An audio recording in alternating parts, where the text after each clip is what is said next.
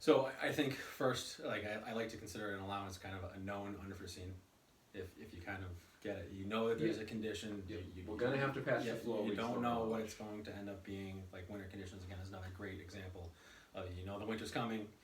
Here's a known cost of what it could be, but we don't know how much shoveling there's going to be, how much labor is going to have to be applied to that. So there's an estimate put together. We'll call it an educated estimate on what we could figure for the last 2 or 3 previous winters, and conglomerate that number and then provide it. And there's then usually with an allowance there's a back and forth with the owner because of course an allowance becomes owner's risk, and I think that's something to determine or really fully understand. So a related cost, or some people call it holds, just to understand that again is more a contractor's risk for a known unforeseen in regards. So there are certain things that the owner will agree to. A contingency is complete unforeseen.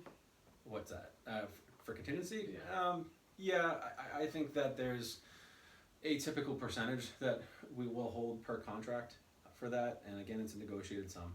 I'm not going to pretend to be the executive making those decisions, but typically it is a percentage of said contract for the work that we've done in the past that makes sense.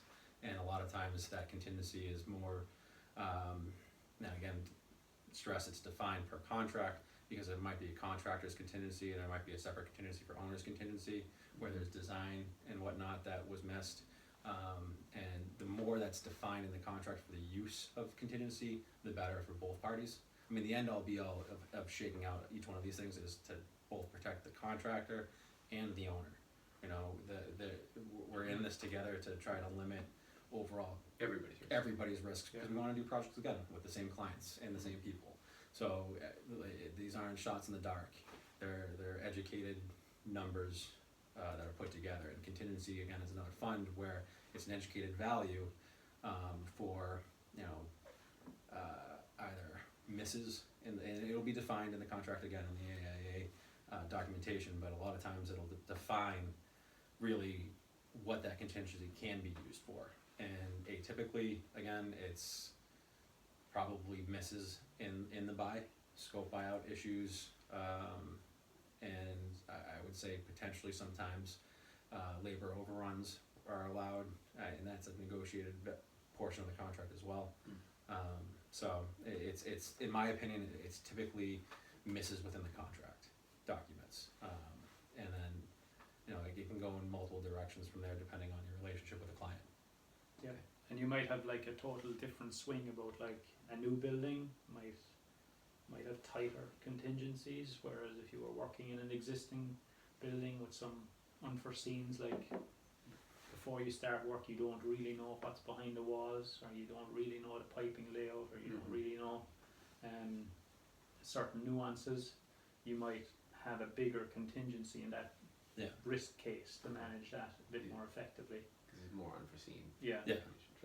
Whereas like a new site, you might focus a lot of your contingency towards the groundworks, because when you start getting out of the ground, the general contractor is supposed to own a lot more of the interaction after that point. But it's you factor in both on every job. I think the beautiful part about having a repeat owner or a repeat GC working on similar types of projects is in that process, a lot of times you can forensically look back at previous projects and more better define, whether that should be a contingency value, an allowance, or a related cost for like especially existing buildings. If you have the same similar type of renovations over and over again, you can identify to the best of your knowledge certain risk categories across the board, and you can work, especially in pre-construction phase, the separate risks and negotiate where, well, this should be an allowance because we really can't quantify this, where this other one more or less should be a related cost with the GC because it's we know it's there, we just can't really place it into a subcontractor's trade. Yeah. So now, if you were to get them to own it, they'd be so exaggerated on their cost that it really wouldn't be a good buy, because going back to soil, if you force them to say, okay, you own remediation, all right, I'll own it, but you're going to price for it, sure. And they're going to make it to cover their risk plus some.